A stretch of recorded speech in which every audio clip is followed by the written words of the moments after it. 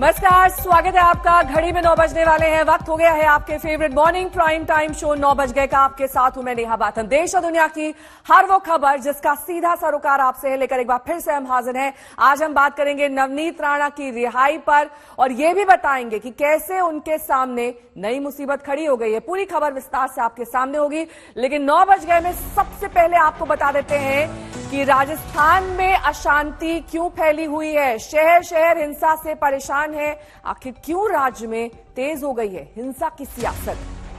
साथ ही आपको दिखाएंगे कि कैसे पाकिस्तान से लगी सीमा पर पकड़ी गई आतंकियों की सुरंग वाली साजिश। क्या है सुरंग की पूरी मिस्ट्री, डिटेल में इस बुलेटिन में बात होगी।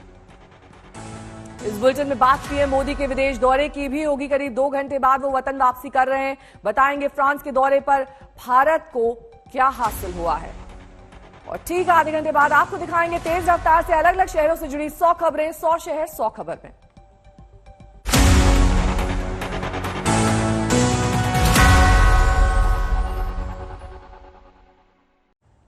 जम्मू के सांबा से इस वक्त की बड़ी खबर आ रही है। पाकिस्तान से लगी अंतर्राष्ट्रीय सीमा के पास बीएसएफ ने एक सुरंग का खुलासा किया है। ये वही सुरंग है जो पाक सीमा से महज 150 मीटर की दूरी पर भारतीय सीमा में पाई गई है। सुरंग की तस्वीरें देखिए। आशंका ये जताई जा रही है कि पाकिस्तान की ओर से आतंकियों ने इसे घुसपैठ के लिए इस्तेमाल किया होगा। और अंतर्राष्ट्रीय सीमा से महज 150 मीटर की दूरी पर है। फेंसिंग से सुरंग की दूरी महज 50 मीटर है। ये दरअसल इस सुरंग की लोकेशन हम आपको बता रहे हैं, जो कि बीएसएफ जवानों ने खुलासा किया है और बताया है कि इसका इस्तेमाल पाकिस्तान की ओर से आतंकियों द्वारा किया गया। पाकिस्तान से लगी अंतर्राष्ट्रीय सीमा पर यह सुरंग पाई गई है। सरहद से महज 150 मीटर की दूरी पर। मैप के जरिए समझिए, सांबा सेक्टर में यह सुरंग मिली है, जो कि पाक पोस्ट चमन खुर्द से 900 मीटर की दूरी पर है। बीओपी चक फकीरा से 300 मीटर की दूरी पर है। अंतर्राष्ट्रीय सीमा से 150 मीटर की दूरी पर है। बीएस फेंस से महज 50 मीटर की दूरी पर है। यानी कि इसकी लोकेशन कई लिहाज से अहम है, क्योंकि पूरी तरीके से ये सुरंग सोच समझकर बनाई गई ताकि इसका इस्तेमाल पाकिस्तानी आतंकी जम्मू कश्मीर में दाखिल होने के लिए कर सके। इस सुरंग की लोकेशन का खुलासा बीएसएफ के जवानों ने किया। तस्वीरों में आप लाल घेरे में सुरंग को देख सकते हैं, जो महज अंतर्राष्ट्रीय सीमा से 150 मीटर की दूरी पर है। लेकिन हर लिहाज से अगर इस सुरंग की लोकेशन को देखा जाए तो ये सुरंग सोची समझी साजिश के तहत बनाई गई है। और जिस तरीके से इसका इस्तेमाल किया जा रहा था, जाहिर तौर पर पहले भी कई आतंकी इसी सुरंग का इस्तेमाल करके घुसपैठ कर चुके हैं। एक चेकिंग में ये सुरंग पाई गई बीएसएफ जवानों द्वारा। और सांबा का ये वही इलाका आपको हम दिखा रहे हैं, जहां पर इस बीच अंतर्राष्ट्रीय बॉर्डर के पास सुरंग मिलने से हड़कंप मच गया है।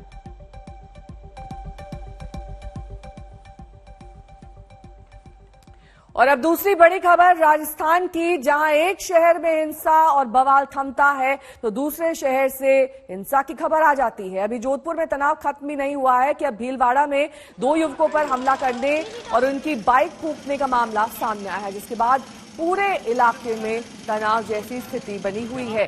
तो राजस्थान को लेकर सरकार की चिंता भी अब बढ़नी लाजमी है, क्योंकि अलग अलग शहरों से हिंसा की तस्वीरें सामने आ रही हैं। मामला जोधपुर का हो, अलवर का हो या फिर भीलवाड़ा का।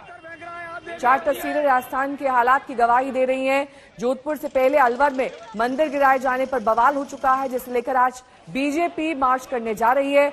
वहीं 2 अप्रैल को करौली में हुई हिंसा भी कानून व्यवस्था पर सवाल खड़े कर रही है।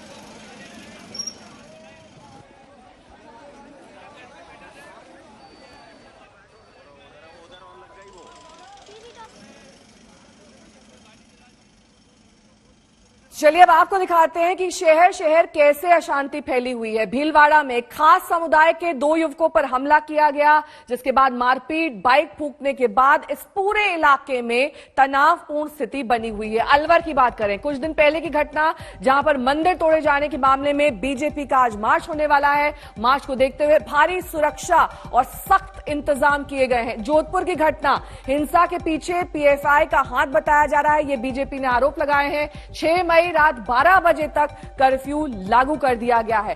करौली की बात कर ले, 2 अप्रैल को हुई थी हिंसा और आगजनी, कई दुकानों में आग लगा दी गई थी। इसके बाद ये 4 ऐसे अहम स्थान हैं राजस्थान के जहां पर इस वक्त तनाव बना हुआ है। लेकिन सबसे पहले बात भीलवाड़ा की कर लेते हैं, जहां एक खास समुदाय के 2 युवकों पर कुछ लोगों ने हमला किया और उनकी गाड़ी आग के हवाले कर दी।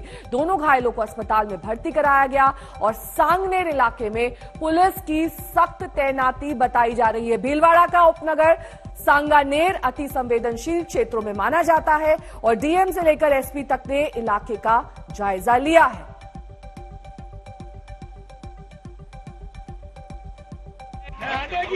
रुको मैडम आ रही है। अरे बयान हो जाएंगे, पहले हॉस्पिटल तो जाने दो यार। ये देखो सांगानेर में करबला के ग्राउंड पे मोमडन लड़के बैठे थे, तो ये समाज विशेष का लड़का है, उन्होंने एक तो गाड़ी जला दी और 2 लड़कों को बहुत बुरी तरह से मारा है। एक का सिर फोड़ दिया है, एक के हाथ पैर तोड़ दिया है। जय श्री राम के नारे लगा रहे थे और बोल रहे थे को मारेंगे। ये देखो, अगर इस पे कार्रवाई नहीं हुई तो सारी जिम्मेदारी प्रशासन की होगी। ये देखो कितनी बुरी तरीके से मारा है, सिर फोड़ दिया। गाड़ी जला दी सर। ये देखो,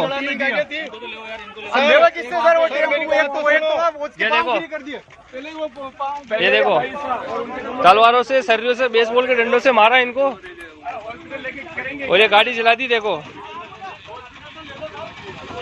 ये गाड़ी जला दी। देखो अरे इन पे कार्रवाई नहीं हुई तो सारी जिम्मेदारी प्रशासन की होगी।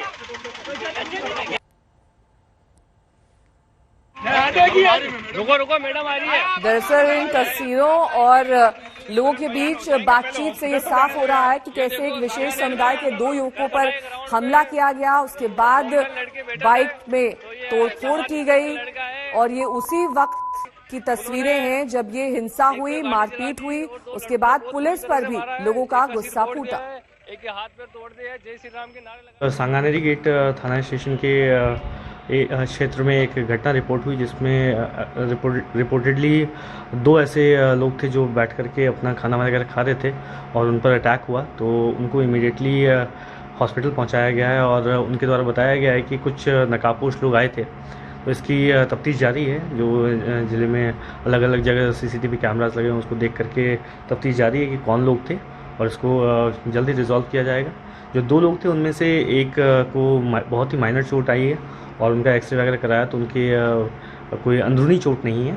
जो दूसरे व्यक्ति हैं उनको सिर पर माइनर चोटें आई हैं, उनको स्टेबल है कम्प्लीटली पूरी तरह से और केवल ड्रिप पर रखा गया है और डॉक्टर्स मुस्तैद हैं, जो भी आवश्यक कार्रवाई की जाएगी। तो पुलिस प्रशासन की व्यवस्था चाक चौबंद है। मैं आमजन से यही अपील करूँगा कि कोई भी ऐसी अफवाह पर ध्यान न दें और जिले में पूरी शांति व्यवस्था बनाए रखें।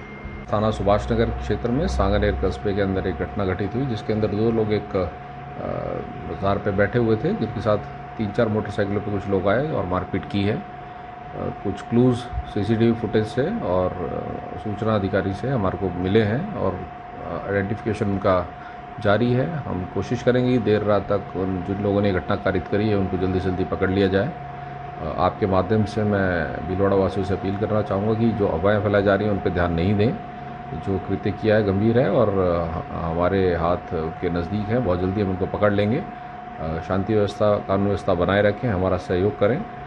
भीलवाड़ा के बाद अब बात जोधपुर की करेंगे, जहां 6 मई रात 12 बजे तक के लिए कर्फ्यू को बढ़ा दिया गया है। जोधपुर और करौली में हुई हिंसा को लेकर बीजेपी ने गंभीर आरोप लगाए हैं।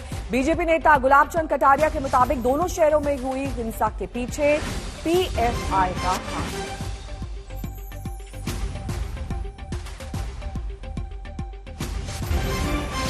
6 मई तक के लिए कर्फ्यू बढ़ा दिया गया है। जोधपुर में, राजस्थान में पांव पसार रहा है पीएफआई, गुलाब चंद कटारिया का कहना है। करौली जोधपुर मामले में पीएफआई ने ही इस साजिश को रचा है। ये बीजेपी आरोप लगा रही है राजस्थान सरकार पर, खासतौर पर प्रशासन पर भी उंगलियां उठ रही कि अगर जोधपुर में स्थिति तनावपूर्ण थी तो ईद के दिन भी क्यों नहीं सख्त और एहतियाती कदम उठाए गए। देखो क्या है कि कांग्रेस राज में ये पीएफआई जो संगठन है जिस ढंग से राजस्थान में पैर फैला रहा है, ये सरकार के ध्यान में है, पुलिस के ध्यान में है। और ये सारा का सारा कृत्य जो करौली में किया और जो जोधपुर में किया उसमें उसी का हाथ है। दुर्भाग्य यह है कि सरकार के वो बहुत ही नजदीक के लोग लगते हैं, इसलिए कार्रवाई नहीं करते। समय पर अगर कार्रवाई करते तो ये हालात नहीं होते। और मुख्यमंत्री के अपने घर में इस प्रकार की स्थिति हो जाए तो अब जवाब किससे पूछे? राजस्थान की जनता तो राजस्थान के मुख्यमंत्री से पूछते हैं कि यह जो सांप्रदायिक सौहार्द बिगाड़ने के लिए जो एजेंसियां काम कर रही है उनको सख्ती से, जैसे योगी जी ने निपटा उसी तरह से आप निपटोगे तो प्रदेश में शांति अमन चैन रहेगा। योगी जी का यहां पर उदाहरण देते हुए गुलाब चंद कटारिया, वहीं बीजेपी नेता महेंद्र प्रतापपुरी महाराज ने गहलोत सरकार से ये मांग की कि यहां भी उपद्रवियों के खिलाफ यूपी की तर्ज पर बुलडोजर चलाया जाए। और सरकार अभी अज्ञात लोगों पर मुकदमे दर्ज कर रही है, जबकि सब कुछ दिख रहा है कि हम लोग एक दूसरे को जानते हैं कि कौन कौन व्यक्ति इसमें सम्मिलित थे। और जब तक इस पर कार्रवाई नहीं करती है तब तक ऐसे लोगों का, आतताइयों का, असामाजिक तत्वों का मनोबल बढ़ता है और वो और बड़ी घटना देंगे। और क्रमशः प्रदेश के अंदर ऐसी घटनाएं हो रही है, एक करके वो टेस्ट करते हैं कि दूसरी ओर करते हैं और ये घुमा फिरा करके ला करके फिर कहीं न कहीं सत्ता पक्ष बीजेपी और संघ पर ये ला के छींटे डालते हैं। पर क्या संघ ने डंडे पकड़ाए थे? यहाँ पुलिस वालों के डंडे खोज के वो बरसा रहे थे, पत्थर वो बरसा रहे थे। तो ये बिल्कुल ही गलत बात है। देवांकुर मेरे सहयोगी इस वक्त तमाम जानकारी के साथ जुड़ गए हैं। देवांकुर, ये जो पीएफआई का एंगल बीजेपी लेकर आई है, ये किस आधार पर बोल रहे हैं?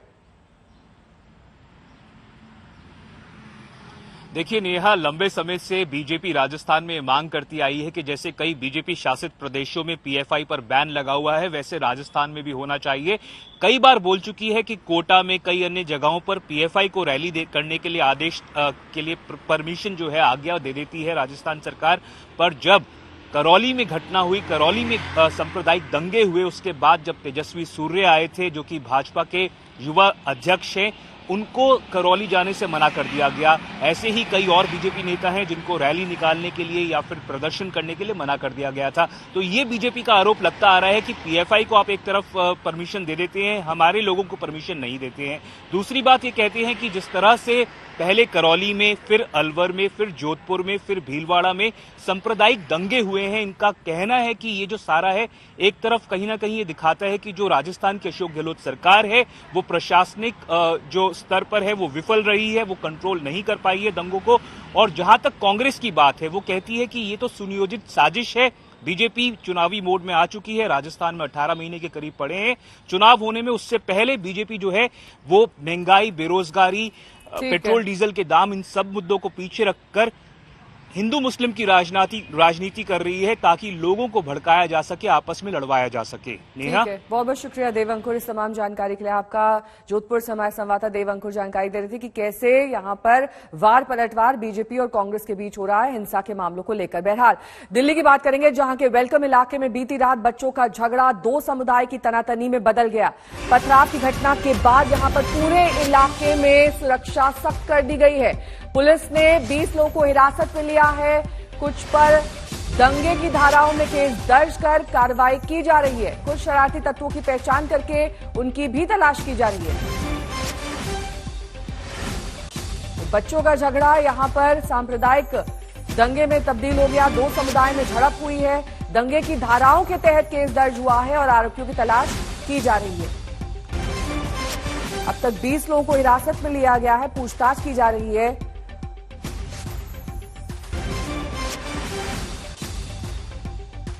10 बजे के लगभग हमें कॉल मिली कि फोटो चौक वेलकम में झगड़े की एक कॉल थी।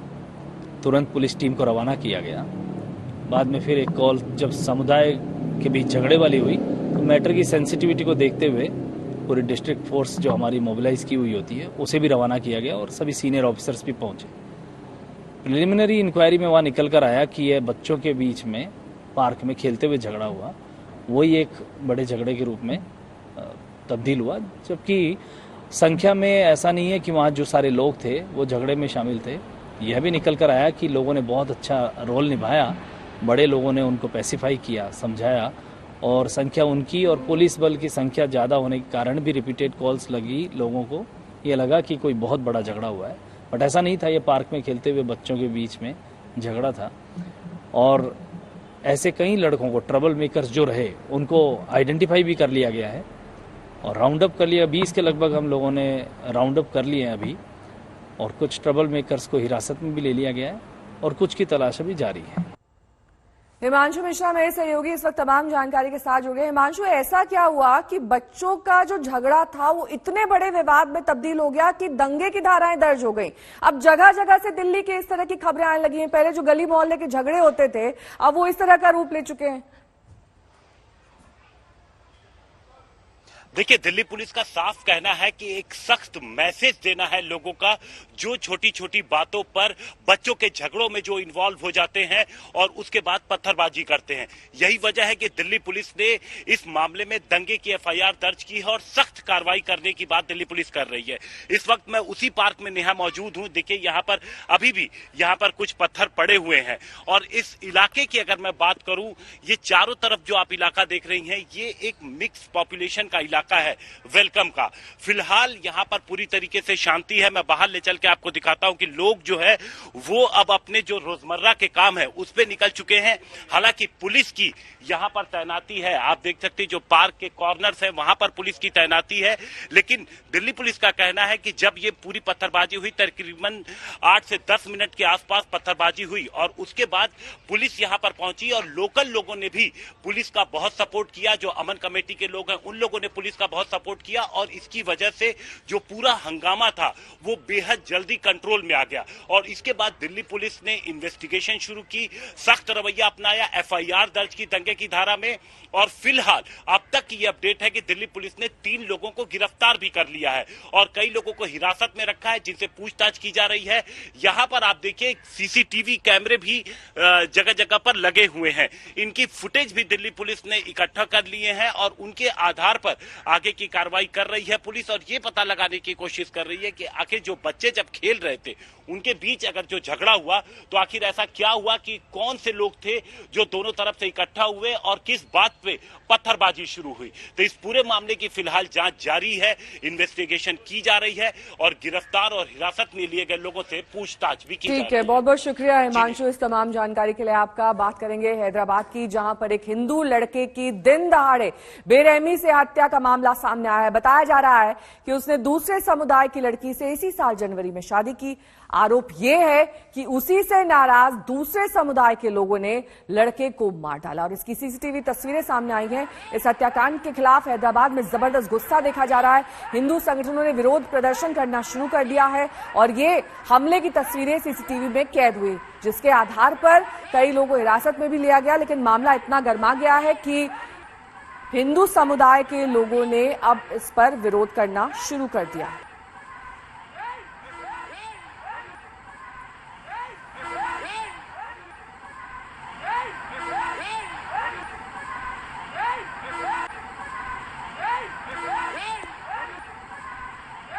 हैदराबाद से मेरे सहयोगी आशीष पांडे इस वक्त तमाम जानकारी के साथ जुड़ गए हैं। आशीष, पूरा मामला तफसील से समझाएं। 2 समुदाय के लड़का लड़की आपस में मिलते हैं, उसके बाद उनकी शादी होती है, उसके बाद लगभग 4 से 5 महीने के बाद इस तरीके से लड़के पर हमला होता है कि उसकी हत्या हो जाती है। क्या है ये पूरा मामला?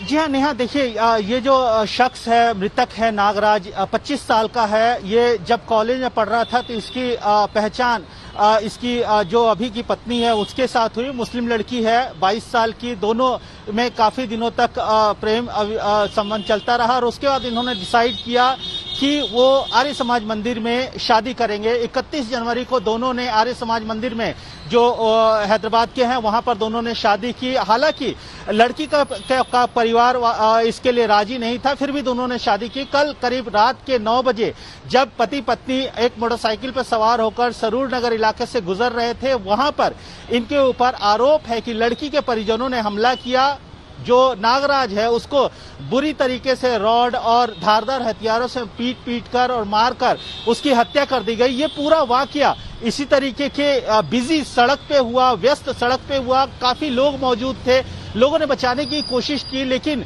हमला इतना घातक था कि नागराज की मौत हो गई। नागराज की मौत के तुरंत बाद वहां पर भीड़ काफी उत्तेजित हो गई।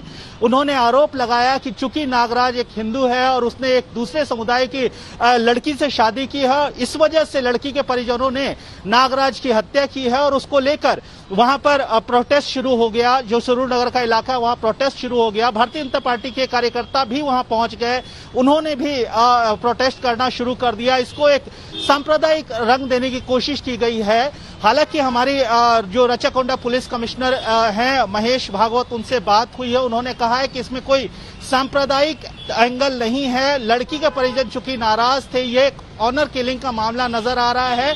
पुलिस ने हमें इस बात की पुख्ता जानकारी दी है कि उन्होंने लड़की के परिजनों को और जो इस हत्याकांड के पीछे लोग थे उनको हिरासत में लिया है और जल्द ही इस पूरे मामले का खुलासा करेंगे। नेहा, बहुत बहुत शुक्रिया आशीष इस तमाम जानकारी के लिए आपका। आगे बढ़ेंगे, बात करेंगे राजद्रोह मामले में गिरफ्तार राणा दंपत्ति की, जिनकी आज जेल से रिहाई हो सकती है। कल उन्हें अदालत से जमानत तो मिल गई, लेकिन कागजी कार्रवाई करते करते इतनी देरी हो गई कि रिहाई नहीं हो सकी।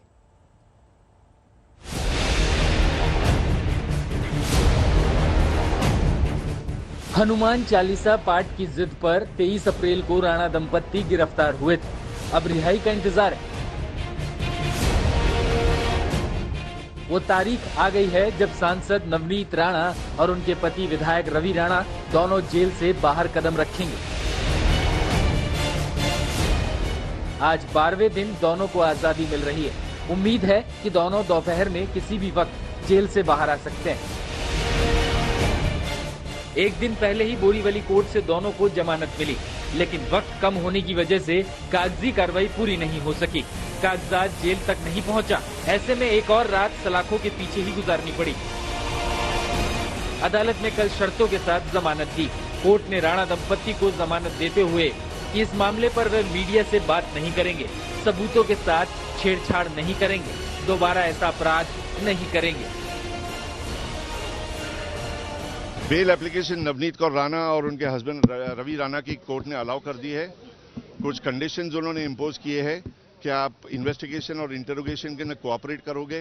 पुलिस को भी डायरेक्शन है कि 24 घंटे के आगे उनको नोटिस इश्यू करनी है, या तो पर्सनली या तो उनके मोबाइल के ऊपर, और कंडीशन के हिसाब से उनको अटेंड करना होगा, कोऑपरेट करना होगा इन्वेस्टिगेशन के लिए।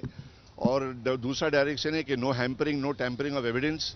और दूसरी मोस्ट इंपॉर्टेंट कंडीशन जो उन पर भी इम्पोज है और आप लोगों से भी रिक्वेस्ट है कि आप लोग भी फॉलो करना, कि इस केस के सिलसिले में नाइदर ऑफ द एक्यूज्ड उनको किसी किस्म का प्रेस का, मीडिया का, इलेक्ट्रॉनिक प्रिंट मीडिया, किसी किस्म का इंटरव्यू नहीं देना है। कंडीशंस जो है उनको 50,000 का बेल विथ 1 श्योरिटी दिया गया, उनको श्योरिटी देनी है।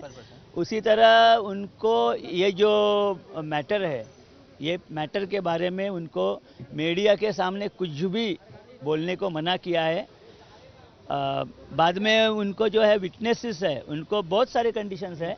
उनको विटनेसेस है, उनके साथ कुछ कांटेक्ट करने को मना किया है, टैंपरिंग करना मना किया है। उनको पुलिस जब भी बुलाए तो उनको 24 घंटे की नोटिस पुलिस जब दे, उन्होंने पुलिस के सामने हाजिर रह के पुलिस के साथ कोऑपरेट करना। नवनीत राणा और उनके पति रवि राणा 50-50 हजार के निजी मुचलके पर जमानत पर हैं। कोर्ट के फैसले के बाद बीजेपी ने उद्धव सरकार को नसीहतों का डोज दिया। पार्टी नेता किरीट सोमैया ने तो ऐलान कर दिया कि राणा दंपत्ति जब जेल से अपने खार वाले आवास पहुंचेंगे तो वे खुद उनका स्वागत करेंगे। उद्धव ठाकरे मुख्यमंत्री ये माफिया की तरह विरोधकों के आवाज दबाना चाहते हैं, लेकिन ये आवाज खुलकर बाहर आएगी। दोनों को 23 अप्रैल को गिरफ्तार किया गया था। जमानत की कई अर्जियों के बाद इन्हें बुधवार को राहत मिली, लेकिन ये मुसीबतों का अंत नहीं था। कोर्ट से जमानत मिली तो बीएमसी अधिकारी पहली फुर्सत में राणा दंपत्ति के खार स्थित घर पहुंच गए। बीएमसी की टीम नवनीत राणा के मुंबई वाले फ्लैट पर पहुंच गई। वहां अवैध निर्माण के आरोपों को लेकर नोटिस लगा दिया गया। अब माना जा रहा है कि नवनीत राणा और रवि राणा जेल से रिहा होने के बाद जब अपने आवास पर पहुंचेंगे तो बीएमसी की टीम फिर से उनके आवास पर पहुंच सकती है। मुस्तफा शेख और पंकज उपाध्याय के साथ साहिल जोशी, मुंबई, आज तक। और उधर लाउडस्पीकर विवाद को लेकर राज ठाकरे अपनी जिद पर अड़ गए हैं, तो शिवसेना ने उन्हें बता दिया कि कानून तोड़ा तो खैर नहीं। आपको मैं बता दूं कि ये एक दिन का आंदोलन नहीं है, ये जारी रहेगा और इसके बाद भी जहां जहां पे ये जो सुप्रीम कोर्ट ने डेसिबल का जो नियम बताया है, सुप्रीम कोर्ट का डिसीजन है, डिसीजन के बाद अगर सरकारें नहीं मानती तो क्या करेंगे आगे। और जब निवेदन की भाषा जब नहीं समझ में आती तब आंदोलन की भाषा शुरू हो जाती है और इसके लिए आंदोलन है। ये एक दिन का आंदोलन नहीं है, ये चालू रहेगा जब तक ये आवाजें लाउडस्पीकर बंद नहीं होते, तब तक ये चालू रहेगा। महाराष्ट्र में शांतता है, कोई प्रोटेस्ट नहीं है। महाराष्ट्र में कोई भी गैर कानूनी लाउडस्पीकर नहीं चल रहा है पहले से, तो ये आंदोलन क्यों कर रहे हो भाई? आप माहौल खराब करने की कोशिश कर रहे हो।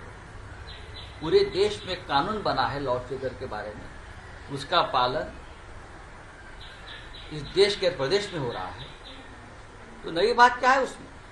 और आंदोलन की भाषा आपके मुंह में शोभा नहीं देती। ये जो शिवसेना है उसका निर्माण आंदोलन से हुआ है, आंदोलन से कोख से हमने जन्म लिया है, तो हमें कोई आंदोलन की भाषा मत सिखाइए। महाराष्ट्र में इस प्रकार से कोई भी गैर कानूनी काम नहीं हो रहा है, तो आंदोलन का नौबत नहीं आ जाएगी किसी को। एक दिन का ये नौटंकी होती है, रात गई बात गई। यूरोप के 3 दिवसीय दौरे के बाद थोड़ी देर बाद प्रधानमंत्री नरेंद्र मोदी स्वदेश वापस लौट रहे हैं। बीती रात फ्रांस के राष्ट्रपति इमैनुअल मैक्रों से कई मुद्दों पर उनकी बात हुई है। रूस यूक्रेन युद्ध पर चर्चा की गई, जो अहम बातचीत हुई है उसके मुद्दे हम आपको दिखा रहे हैं। आपसी रक्षा सहयोग पर भी दोनों देशों के बीच चर्चा हुई। ये तस्वीरें उस वक्त की जब राष्ट्रपति इमैनुअल मैक्रों और उनकी पत्नी के साथ प्रधानमंत्री मिले। गर्मजोशी से उनका स्वागत किया गया। फ्रांस की पेरिस में समुद्री सुरक्षा भी एक अहम मुद्दा इस अहम बातचीत में, साथ ही ग्रीन एनर्जी पर भी दोनों नेताओं के बीच चर्चा की गई। प्रधानमंत्री नरेंद्र मोदी का वो ट्वीट हम आपको दिखा देते हैं, जो कि इस मुलाकात के बाद उन्होंने कहा कि फ्रांस की मेरी यात्रा संक्षिप्त लेकिन बहुत बढ़िया रही। राष्ट्रपति इमैनुअल मैक्रों और मैंने कई मुद्दों पर अहम चर्चा की है। मैं उन्हें और फ्रांस सरकार को उनके शानदार आतिथ्य के लिए धन्यवाद देता हूं।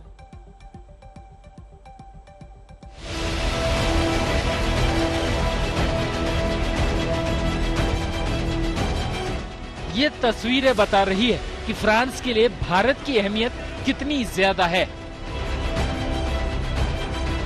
10 रोज पहले ही दोबारा जीत कर आए फ्रांस के राष्ट्रपति इमैनुअल मैक्रों ने पेरिस में कुछ इस तरह प्रधानमंत्री नरेंद्र मोदी का स्वागत किया। ये गर्मजोशी और आपसी जुड़ाव यूं ही नहीं है, इसके पीछे दोनों देशों और नेताओं की गहरी आपसी समझ और रिश्ते हैं।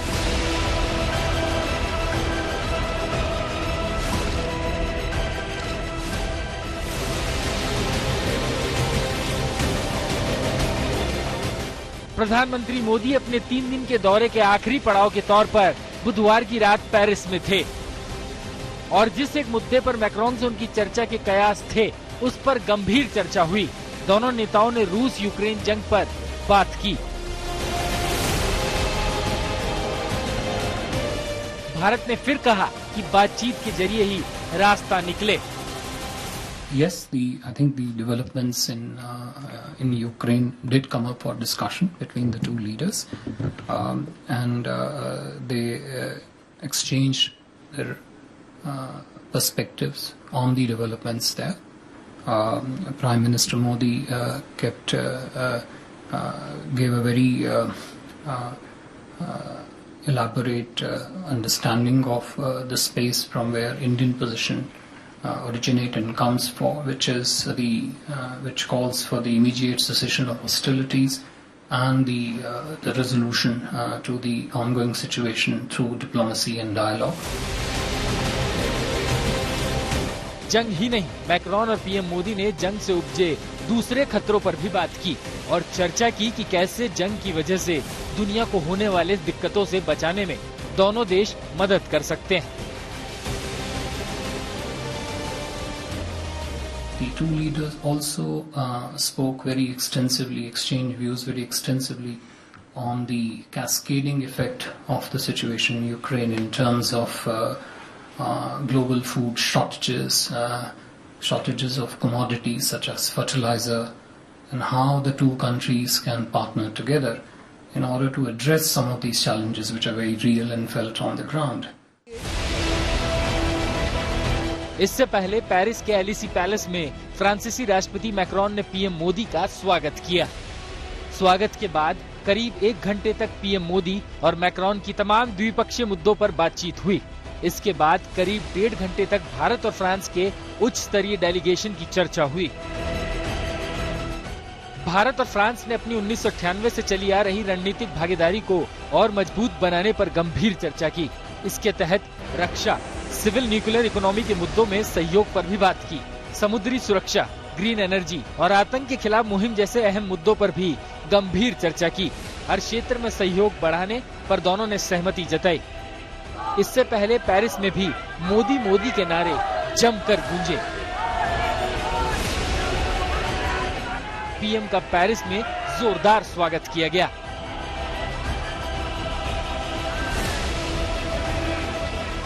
भारतीय मूल के लोग पीएम की एक झलक पाने के लिए बेताब दिखे। एयरपोर्ट पर बड़ी तादाद में भारतीय समुदाय के लोग मौजूद थे। पीएम मोदी ने भी गर्मजोशी के साथ इन लोगों से मुलाकात की। पेरिस से अंजना ओम कश्यप, आज तक।